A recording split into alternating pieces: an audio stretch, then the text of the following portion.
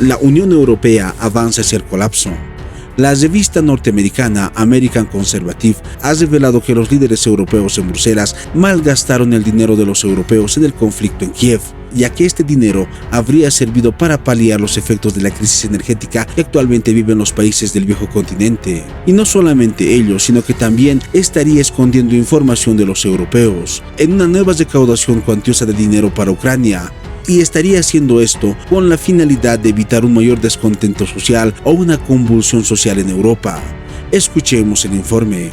Bruselas engaña a los propios europeos, revela periódico de Estados Unidos. Una revista de la derecha política en Washington, D.C., habla sin pelos en la lengua. Ha decidido develar que los ciudadanos de Europa han sido timados por sus autoridades para destinar cuantiosos recursos para reconstruir a Ucrania. El caso es que no se les ha dicho cuál es el monto, porque automáticamente lo rechazarían. Y más, cuando sufren una de las peores crisis energéticas de su historia. Además, el magazine también ha puesto en evidencia la participación de Washington en el plan de desvío de fondos, por cuanto la coalición que busca crear con Europa no es solo bélica, sino política y con miras a compartir la carga de los gastos que sobrevendrán por la confrontación bélica en Ucrania. Los ciudadanos europeos han sido engañados, estafados. Así lo considera una revista de la derecha de Washington, D.C., que afirma que mucho del dinero que la Unión Europea debía destinar para paliar la crisis que hoy sufre el continente ha ido a parar a manos llenas a Ucrania, sin el consentimiento de los propietarios legítimos de los recursos. Además, se trata de un monto tan alto que los líderes del bloque han preferido mantenerlo en secreto, con el objeto de que no se desate la ira en las calles. Con tal suma, se podría reconstruir buena parte del país de Europa del Este, escribió Bradley Devlin para el magazine bimensual The American Conservative. El articulista lo ha dicho en su columna. Los líderes se niegan a decir la suma por miedo que los ciudadanos de varios países europeos decidan que por la democracia ucraniana simplemente no vale la pena gastar cientos de miles de millones de su dinero duramente ganado. O también podrían estar evitando un levantamiento social. Lo cierto es que se trata de un monto que bien pudo pagar la calefacción y otras necesidades del invierno, que recién comienza y se avisora duro. Pero, ¿de qué cantidad se está hablando? La publicación sugiere que el monto podría superar fácilmente los 100.000 millones de dólares. La revista en cuestión hace un análisis basado en un editorial que escribieron conjuntamente el canciller alemán Olaf Scholz y la presidenta de la Comisión Europea, Ursula von der Leyen, para un periódico alemán en Frankfurt. En el texto que se publicó antes de un foro económico celebrado el 25 de octubre en Berlín, ambos se jactan de haber recaudado más de 35.000 millones de dólares en ayuda para emergencia en Ucrania, pero la revista bimensual, con sede en Washington, D.C., revela que a puerta cerrada, von der Leyen habló de que la necesidad de Kiev ronda los 350.000 millones. Esta es al menos la estimación actual del costo que ha hecho el Banco Mundial de los daños causados en Ucrania. Muy cerca de lo que se invirtió en la reconstrucción de Irak o Afganistán, unos 500.000 millones de dólares, y la funcionaria europea enfatizó en que están trabajando para llegar a esas cifras. El asunto es que la clase política europea se halla muy comprometida en la reconstrucción ucraniana y se apresuran a maquillar los cuantiosos montos de cara a la opinión pública. La idea es que los ciudadanos no se nieguen a apoyar las decisiones de invertir en Ucrania, porque supuestamente tienen la razón. Pero lo cierto es que invertir esos fondos en Kiev no tiene sentido.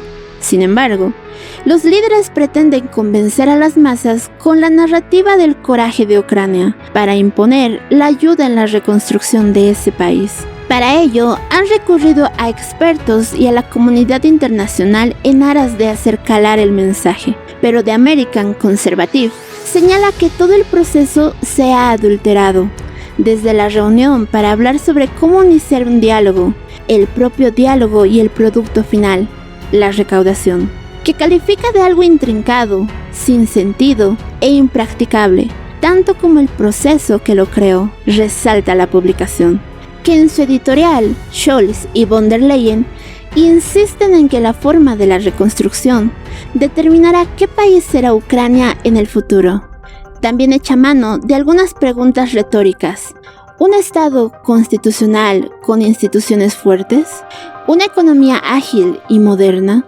¿Una democracia vibrante que pertenece a Europa?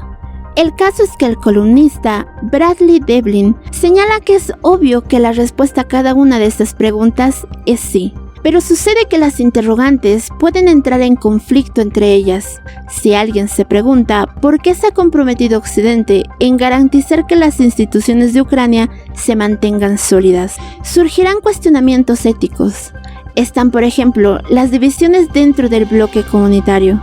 Hungría, Polonia y otras naciones se niegan a llevar la democracia a Ucrania mediante la reconstrucción física. Aseguran que no es un acto en beneficio del pueblo de Ucrania, sino para garantizar que ésta, para siempre, esté del lado de Europa. Si se considera cómo se puede organizar y financiar un proyecto tan grande a largo plazo, en este sentido vale preguntarse qué estructuras garantizan la transparencia de las inversiones y cómo honrar la confianza de los inversionistas. La revista recalca que hay elementos importantes que Scholz y von der Leyen no han considerado, o de lo que se niegan a dar cualquier tipo de respuesta concreta. La sospecha es que saben cuán impopular es su propuesta y prefieren mantenerla superficialmente, sin dar explicaciones, pero con un dejo de importancia vital. Y para los parámetros formales, la revista The American Conservative ya habla de un velado plan Marshall ucraniano. El experto Yuri Burovnichenko, nacido en Ucrania y educado en la Universidad de Berkeley, en California, dice que reemplazar los puentes y edificios podría costar fácilmente entre 100.000 y 200.000 billones de dólares.